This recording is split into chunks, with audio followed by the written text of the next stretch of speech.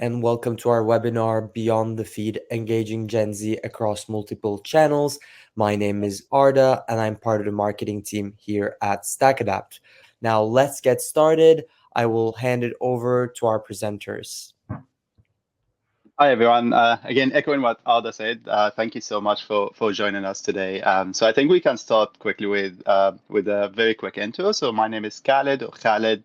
I'm a senior manager of client services here at StackAdapt. So I've been working at StackAdapt for almost 3 years now, working exclusively in the client services team across the UK and Europe as well. So I'm London based, but when it comes to programmatic and digital marketing, so I've been in the industry for up to 10 years now, working across whole different number of accounts and advertisers.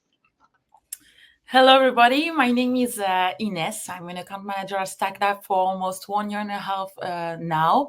I've been working in the programmatic advertising space for around 7 years and also in social media advertising. And I'm based in Paris. You may hear in my accent, I'm French. And I'm a proud millennial. Amazing.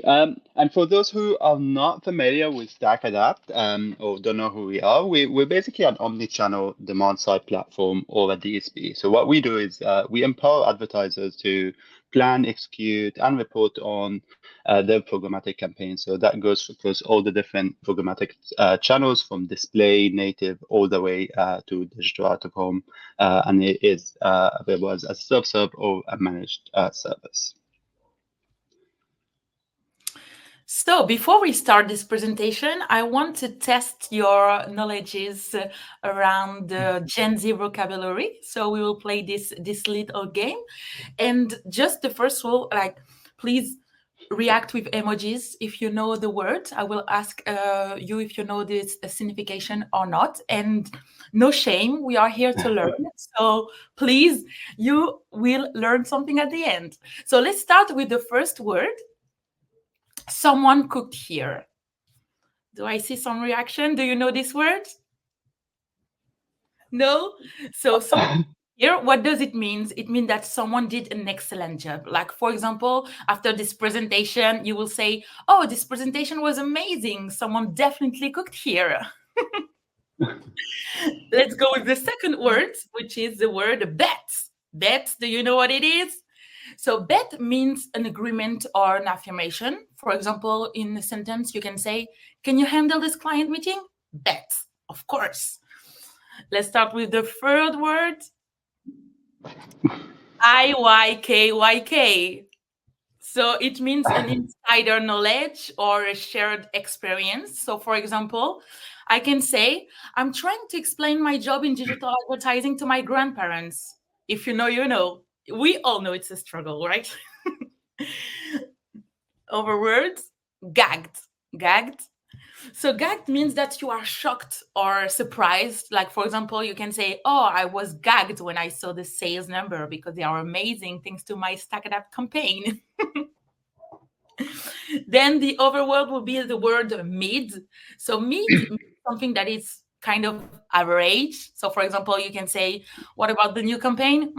It's kind of mid. Then the other word will be the word gaslight. So gaslight, what does it mean?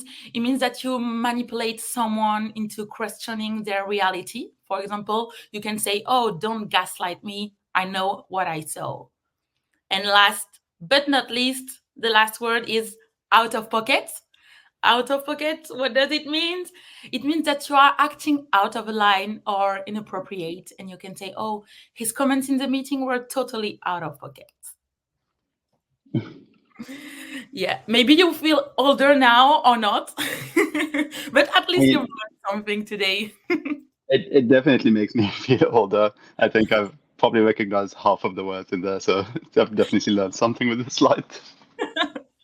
Okay, so let's go now with the agenda. So on the first part, we'll start to talk about the understanding the Gen Z environment. Then we will talk about with Khaled about crafting a message that just hits different. And then we'll finish with our multi-channel era and thinking beyond social media. And at the end, of course, we will have the wrap-up and the Q&A. So let's start first with understanding the Gen Z environment. So globally, Gen Z command over more than 354 billion pounds in spending power. Yes, that's a lot. And it's an average per consumer of more than 6,000 pounds. And globally, Gen Z represent approximately 30% of the global population. So, as I said earlier, if you want to target them, you need to understand them and know who they are. And then businesses can adapt their marketing strategy accordingly. So, first of all, you have to know that they are really true digital native. So, basically, they were born with an iPhone or an iPad in their hands. They are the first generation to grow up fully immersed in technology, making them really highly tech savvy and connected. Also, they are the self-image generation. They grew up with social media influencing their self-perception and communication style. They are also really social conscious because their adept internet usage makes them really highly aware of local and global issues. And they are also pragmatic spenders because their financial experiences have really molded them into careful and thoughtful consumers. So let's get into what makes Gen Z really different from the other demographics. So regarding their communication styles, they really prefer short and visual content and user-generated content because they will trust them more, and they really like to discover new media. So regarding the values, they really like really instant and authentic communication, and they really privilege the inclusivity and diversity values. And of course, the speed and convenience is really important to them. Then regarding their shopping habits, they are mobile first shoppers, of course, and the speed and convenience experience, then it's really important for them on this. And they are prone to impulse buying driven by trends, but they're also really an influence generation because they are really influenced by social media, by their peers, by influencers, are really the influencer generation, and they like to have a brand authenticity. So Gen Z is definitely closer to millennials, but millennials didn't grow up with a smartphone in their hand, but they saw the evolution of the technologies. And on the other side, we definitely see a closer opposition between Gen X and baby boomers with Gen Z because they are more, I would say, traditional. So basically, all the details that are listed here, they are the opposite for them. No shame again. So it's also important to highlight their unique consumer traits. So what type of consumer are there? They are really well-informed and ethical consumers. So Gen Z shoppers, they really carefully research and compare options before buying. They care a lot about ethical practices and corporate responsibility in the brand they choose, even more than older generation. They really look at price, but also focus on values and quality of products. They want to see basically themselves in the company values. They also care a lot about personalization and online discovery because Gen Z really prefer to shop online more than any other generation. 40% of Gen Z consumers say that they really prefer online shopping to in-store shopping versus 35% of millennials and 27% of Gen X and older generation. They are also really influential beyond their spending powers. So Gen Z doesn't just spend their own money. They also have a big say in what their family buy and what's popular in the market. I'm sure if you have a Gen Z in your family, you have already been influenced. I'm guilty. They're like the trendsetters of the shopping world. They're making them brands rethink their product and marketing. And if company wants to win over Gen Z, they really need to speak their language and share their values. And last but not least, they are great at using apps and technologies in general. And they use websites to compare prices, to read reviews, and buy things quickly. So an easy, fast, and nice design should be really at the core of your UX strategy. So according to an eMarketer survey in 2023, we learned that 53% of the respondents put mental health as their most important values. So recently we are seeing a lot of brands doing partnerships and donation with mental health organizations. Like, for example, Sephora, they have launched the We Belong to Something Beautiful campaign. Brand like Nike or Lululemon has put online mental health resources on their website to help customers who struggle with mental health issues. And then Gen Z interest with sustainability has really boosted the popularity of reselling fashion items. For example, we see in Europe the massive success of the app Vinted, where we can buy clothes or sell clothes from people. And now almost all websites have a marketplace, a section like you have in ASOS. So really the secondhand market is clearly booming thanks to Gen Z. And last but not least, racial gender equity, ethical labor practices, LGBTQ rights are really values that Gen Z thinks that it's important to them. They will be really more inclined to buy from brands that speak to them, that understand them, and that share the values. They will do research into companies to ensure that they are really aligned with their position on corporate social responsibility. So last question, where are they? How do they consume media? So according to a study again from eMarketer in 2023, 36% of Gen Z watch videos on streaming services versus 38% of the total adults. They really stream music way more than the total adults. Here again, regarding video games, no surprise, Gen Zs are gamers, and we'll talk about it later. And for traditional media like TV, radio, of course, the total adults prefer those media more than Gen Z. And for the podcast, we can see here that there's no really significant difference between the two demographics. So now Khaled will talk about crafting a message that just hits different. Yeah, and thank you so much for this, Ines. And I think like one thing as period for this section is there are a lot of information in here and a lot of traits and a lot of behaviors that we are seeing from Gen Z compared to all the other generations. And it is the same rule across all your different audiences. It's about using all the information that's available to you to craft the right message and the right media strategy, and ultimately to craft a message that just hits different. So from a Gen Z perspective, they are, and all of us, but they are bombarded with a whole different number of banner ads. So banner blindness in here plays a massive factor. So there is a massive information overload, an excessive use of ad blockers to avoid some of these bans and to avoid some of these excessive banner delivery. Also, Gen Z does have a shorter attention spans, and it is a very busy world at the moment, and they're just not interested enough sometimes.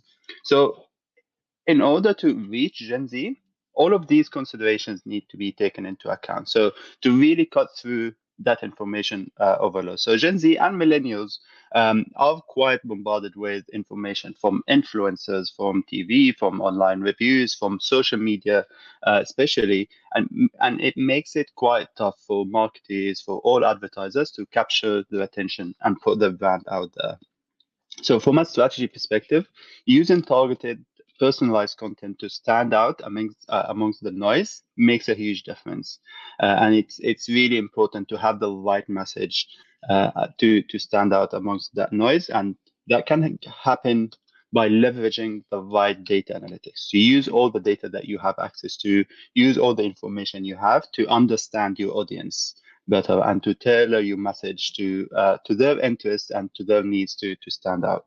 And overcoming ad blockers and banner blindness, many people are using it and are ignoring traditional ads, and we do need to accept that fact. So it requires marketers to find more innovative, non-intrusive ways to reach them. So an example in here is implementing an innovative advertising methods, whether it's like using native ads, using influencer partnerships, or content marketing to engage audiences seamlessly within the browsing experience and without bombarding them or having a bad user experience of the brand.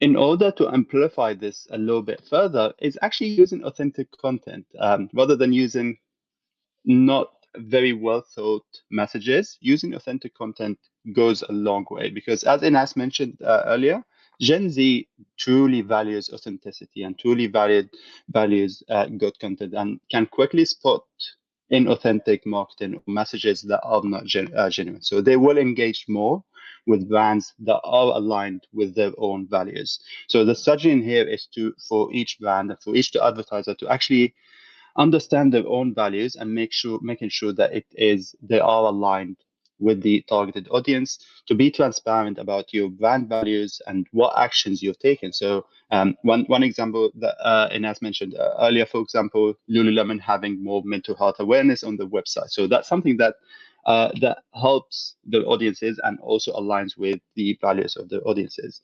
Alongside this, sharing behind the scene content and real stories from your brand can build that trusting relationship and add more authenticity to it as well.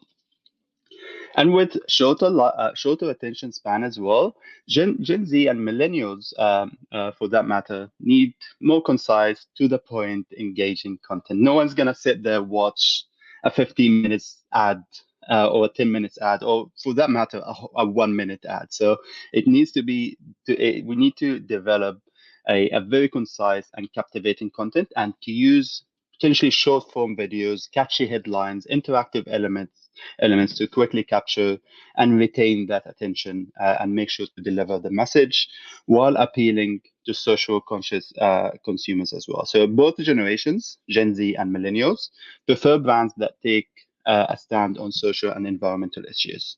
That is the reality of the world, and it is a good reality. So marketers must genuinely commit to these causes to resonate with them, demonstrate genuine commitment to social and environmental causes while highlighting your brand's genuine of efforts in sustainability and social responsibility through campaigns, through social media, through corporate actions, while engaging in meaningful dialogue with your audiences about all of the different issues in the world today.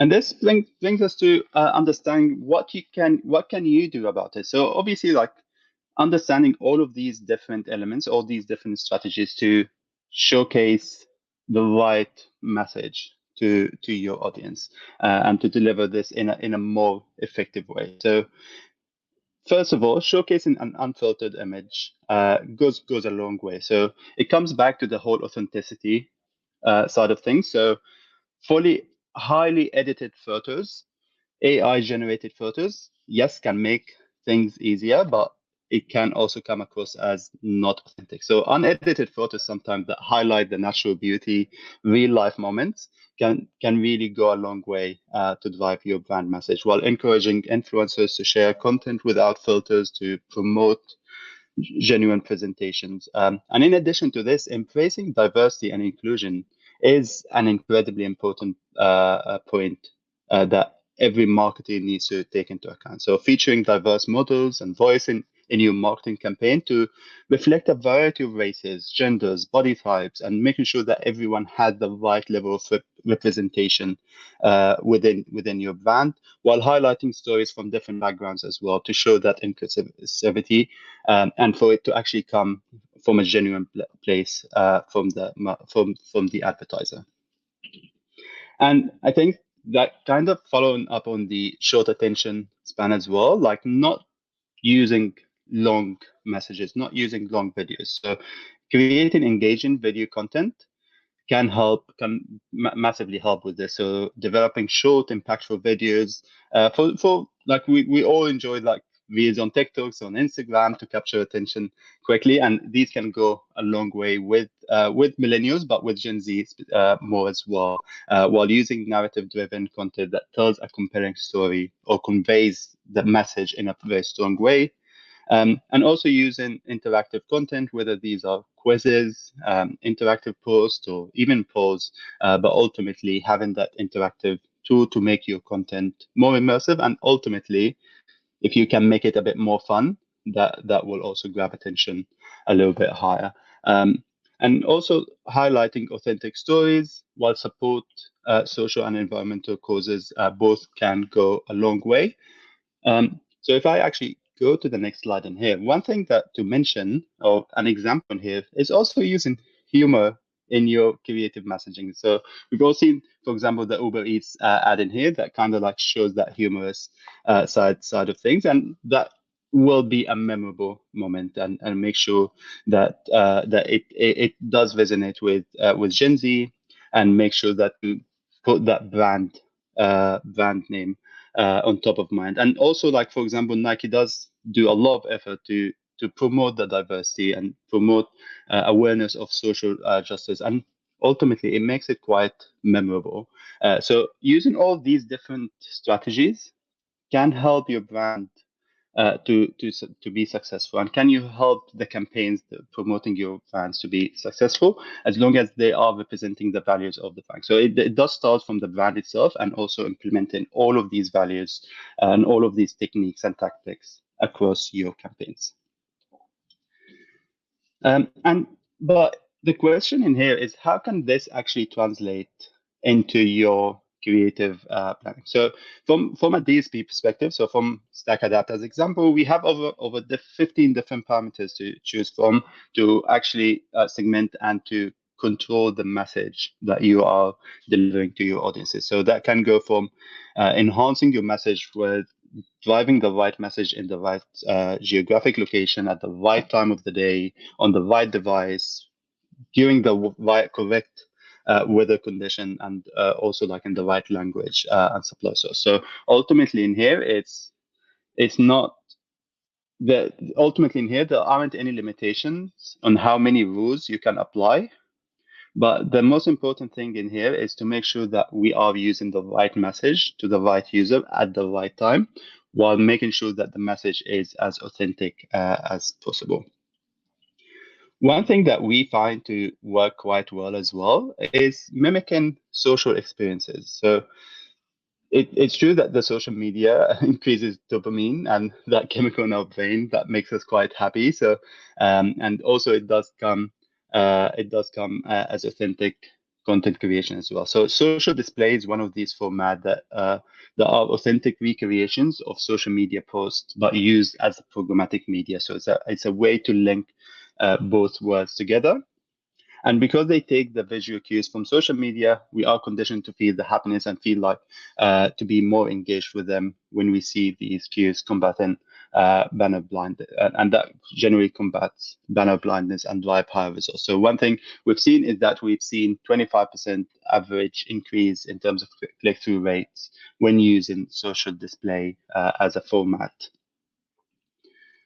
And also another thing is that I mentioned earlier is to gain attention with these interactive ads. So whether an ad that you can play with the ad itself and make sure that there are a bit of interactivity within the ad, having a little bit of a gamification that satisfies like the fundamental human desire. Like you don't want to just see a message and move on, but like actually getting the user to have some sort of interactivity with the creative can make it a memorable experience. And if it is a fun experience, it will help to build that brand affinity a little bit more.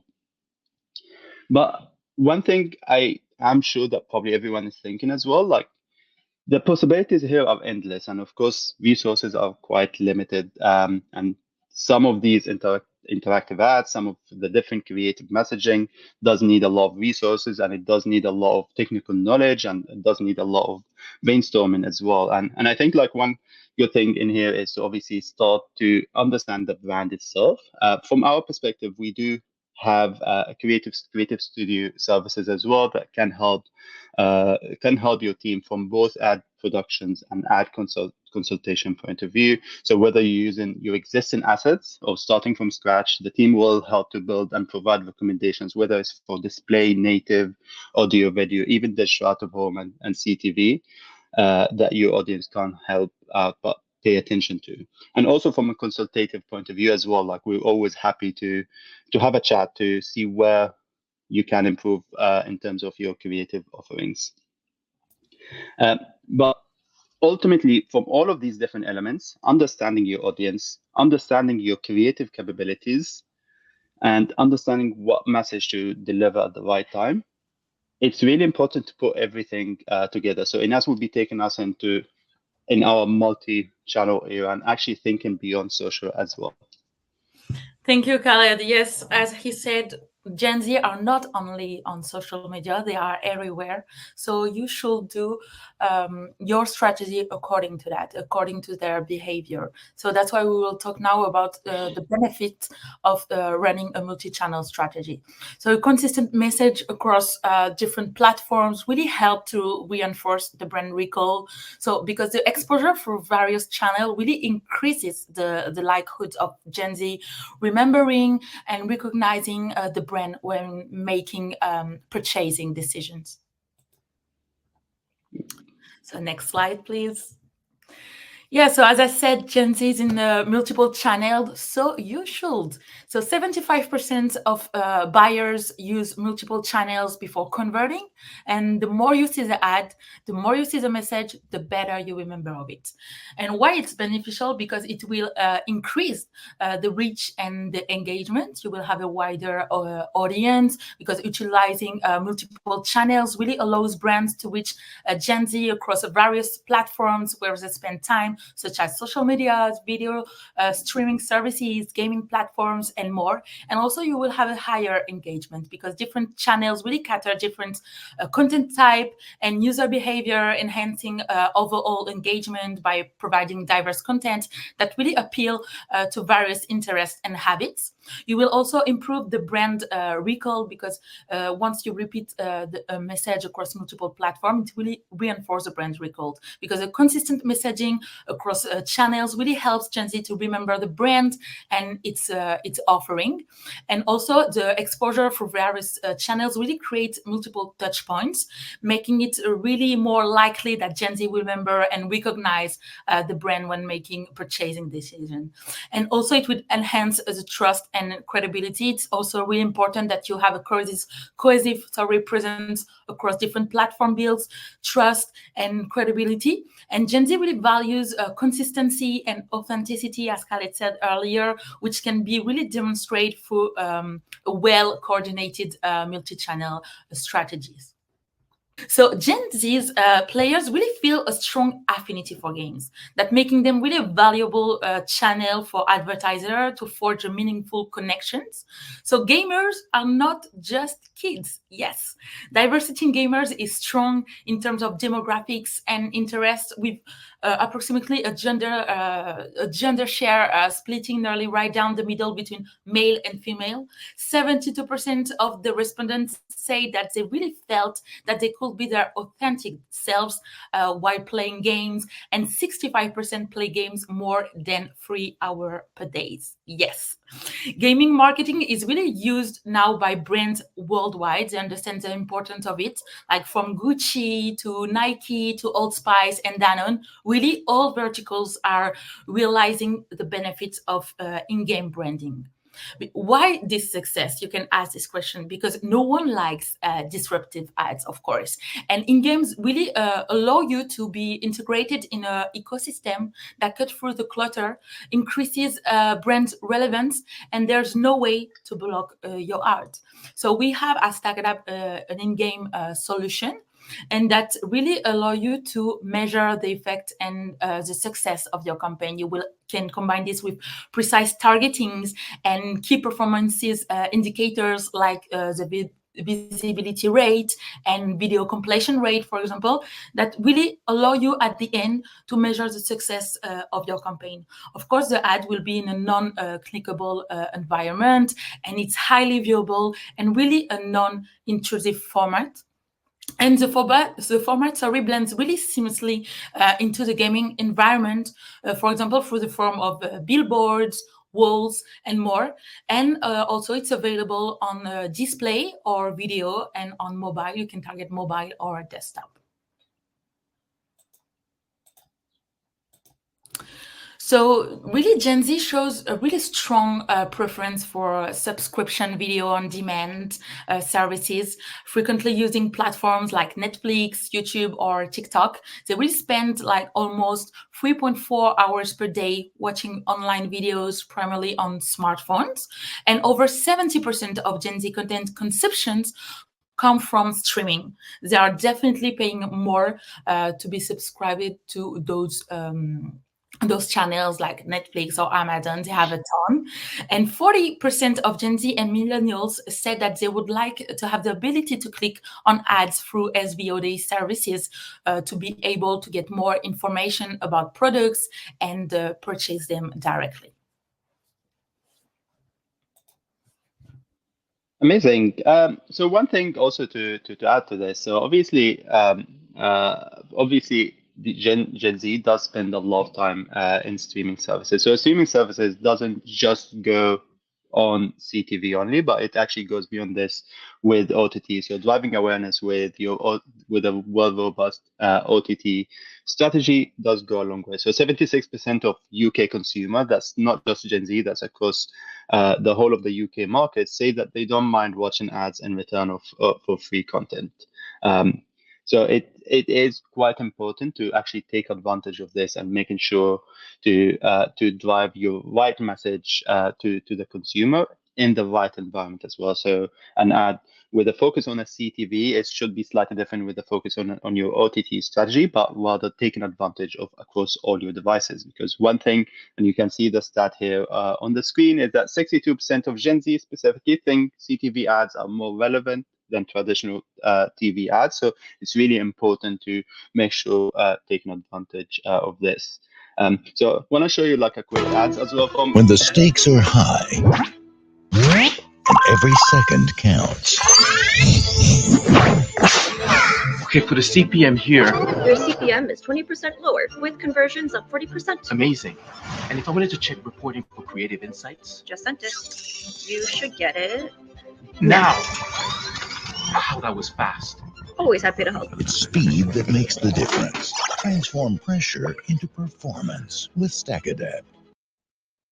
So I hope everyone, I'm not 100% sure if everyone have managed to actually hear the audio of this ad, but I think the slogan in the one shown in this ad is that speed that makes the difference. And I think that quite resonates with the strategies in here, because obviously using the right strategies at the right time, that's something that will change very, very quickly. With Gen Z, there are always like new trends, there are always new messages out there, and it's really important to always be on top of it and making sure to be very speedy in your decision making, and also using all the different targeting criteria available to you. So from a CTV OTT perspective, some of the targeting options, whether it's a CTV retargeting using a video ad, a CTV ad, and then retargeting users who have completed this ad with another message, follow-up message across a different channel, like a display message, for example, while having the right frequency caps, having the right device types, and making sure to have like the relevant first-party audiences, first-party targeting, as well as third-party targeting, and so on. So the limits here are, the possibilities here are limitless, but it's really important to be very quick in terms of how you approach your strategy. And also like to have the right consistency. So in order to succeed with a multi-channel approach, it's really important to maintain a single view across your customer, a single view of your customer across all of your channels. So a mistake that advertisers do sometimes is to look at the funnel in a siloed way. So looking at upper funnel as one side of the funnel, middle funnel as one side, lower funnel as another side, and just like having completely mangled approach across them, not really considering the true impact of having the right top funnel activity. How does this actually affect your consumer behavior, and how it actually affects channeling users down the funnels accordingly. So really, it's really important for advertisers to have a step back and actually review how the marketing funnel look overall. This just doesn't cover programmatic, but it goes beyond programmatic as well. So how's your social media is affected, how's your email marketing is affected, and how you're doing it as a whole.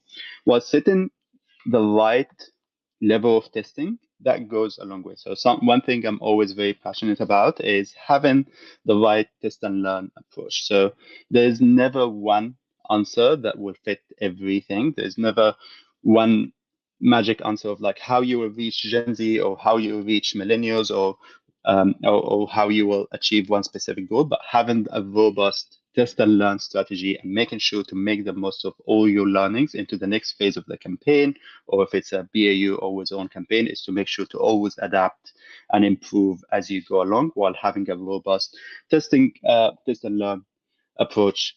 It will always set you to success and always learn and improve from the campaign point of view, while also creating a consistent customer experience.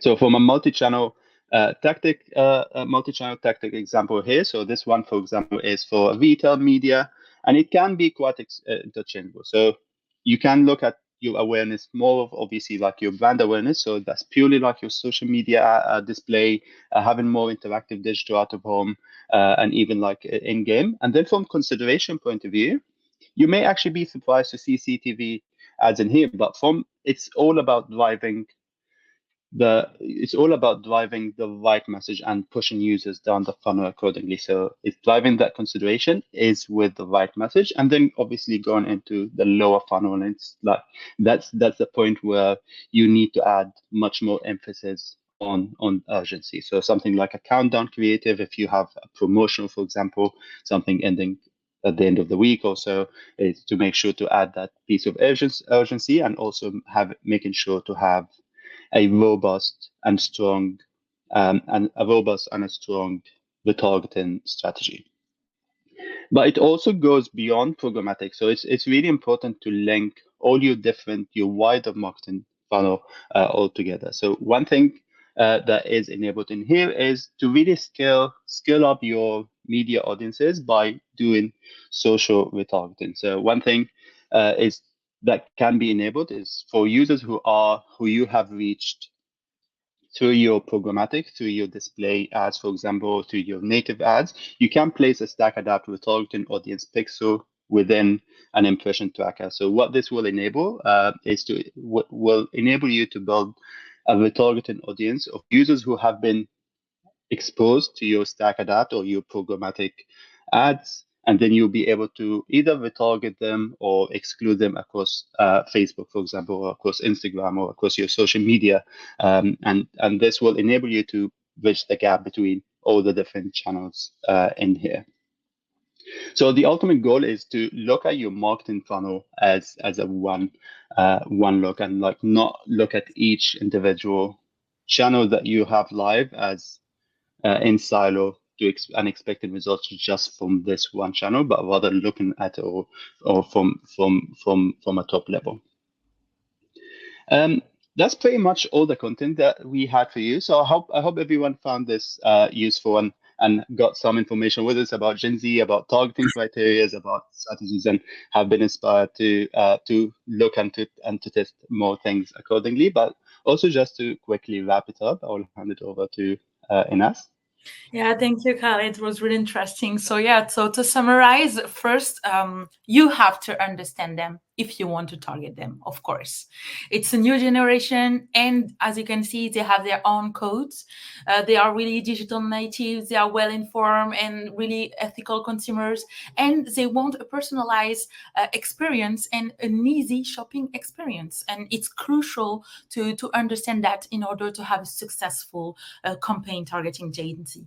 And again, the way you communicate is really important. As Khaled said, your visual must be really impactful, but how? So prefer really short and interactive visuals. And also we can see that mimic ads that looks like social media ads really worked if you combine this, for example, with an authentic message. And it's really the key to catch their attention. Yeah, exactly. And finally, to add to this, always adopting a multi-channel strategy where possible. So Gen Z and millennials, and to be honest, that applies to different generations, but it's more prominent with Gen Z. They consume media across a whole different multiple channels, media, devices, and so on. So ensuring that your ad strategy is robust and your ad strategy includes the right messages across all of these different means. So whether it's connected TV, like using something like social media display creatives programmatically, or in-game ads, or digital out of home, etc., but having making sure to make the most of all of these channels accordingly goes a long way. That's pretty much everything. It would be amazing. Obviously, if you have any questions, please feel free to send it our way as well. Although I don't know if you can see Yeah. the question. Any questions on your side? Perfect. Thank you, Calden and Ines. That was very insightful. And we will now move to the Q&A session of our webinar. Please continue to submit your questions through the webinar panel on the right. We have received several questions already, but please don't worry if we don't reach to yours during the webinar. We will follow up directly with you after the webinar. Okay, so first question. How do newer channels like in-game compare to traditional digital channels in terms of performance metrics? Yeah, maybe I can take this question. I think if you compare in-game, for example, to traditional media, regarding the KPIs, you can have the same. Like you can have viewability, you can have completion rate. It's more about the success of it. As we saw during the presentation with in-game, we saw that year after year, worldwide, the number of gamers are massively increasing. And Gen Z are truly gamers, and it's not only for kids, it's also for adults. And we saw that they spend a lot of time playing games, and they say that they can be their true self when they play games. They feel in a really comfortable environment, and the key with Gen Z is to catch their attention. So let's go to target them in a format where they are comfortable with, where they think that they could be themselves. And in-game is the perfect solution, because each impression that you will have in an in-game ad will be really valuable, because you are in a really immersive environment. It's not something that is really look intrusive.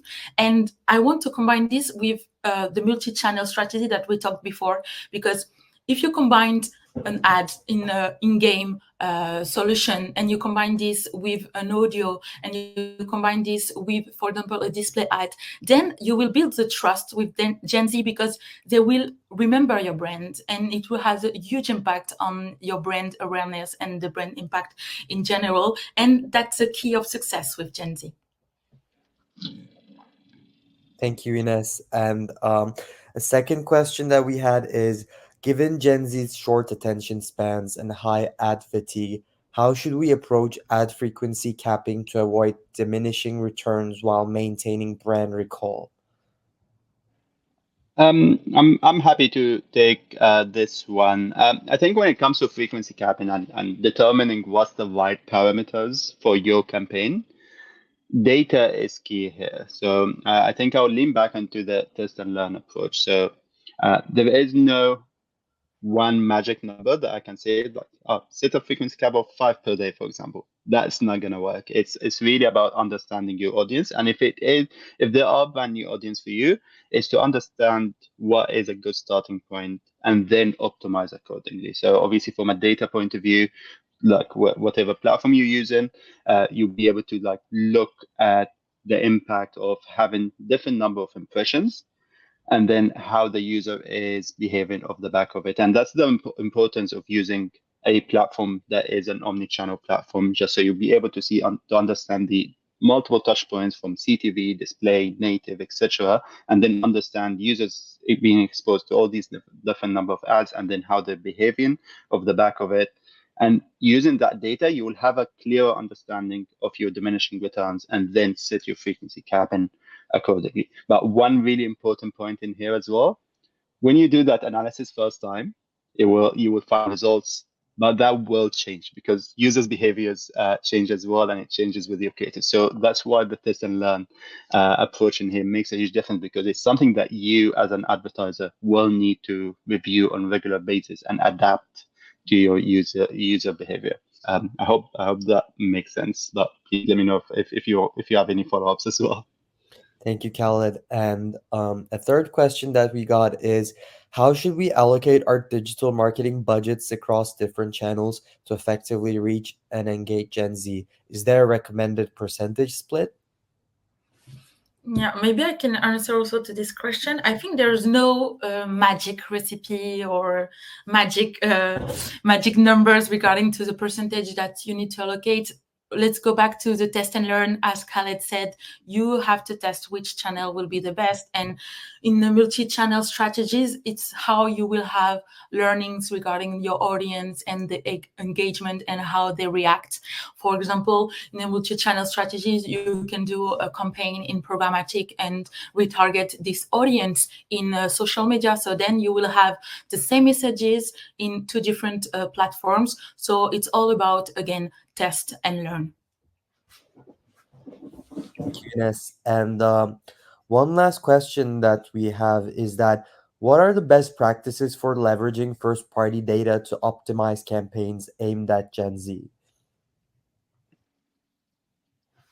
I'm happy. I'm happy to take this one. I think the main, of course, like probably the number one best practice is to make sure that your first party data is as accurate as possible, and then activating this across the right message. So the way you would approach a brand new prospect, a top of the funnel user who's not familiar with your brand at all, is completely different to the way you would approach a user who is very familiar with your brand, have a bit of loyalty, or have a high loyalty. The messaging in here can be completely different. And one thing across my career that I've seen sometimes is that advertisers sometimes will have the same exact creative or the same exact message across all the different funnel types. That makes no sense. And it's really important that once you activate your first party data, is to approach them with the right message. If you end up bombarding your loyal customers with your brand ads, this may actually backfire. They may give bad consumer experience to your user, and ultimately, if the user is already loyal to your brand, that's also could be like media wasted. But also, you need to maintain brand recall. So having the right frequency against it, having the right messaging, and using it as a way to build that loyalty and build your cross sells. If you are a retail client or if you're a retail advertiser, can make a huge difference. Thank you, Khaled. That was fantastic. That concludes our questions. And thank you again, both our presenters, Khaled and Ines. That wraps our session today. And thanks to everyone for participating. We hope you found it informative and useful. We will send a follow-up email with the recording to all registrants soon. So please feel free to reach out if you have any further questions. Thanks once more for joining us and have a great day. Thank you, everybody. Thank you so much, everyone. Bye.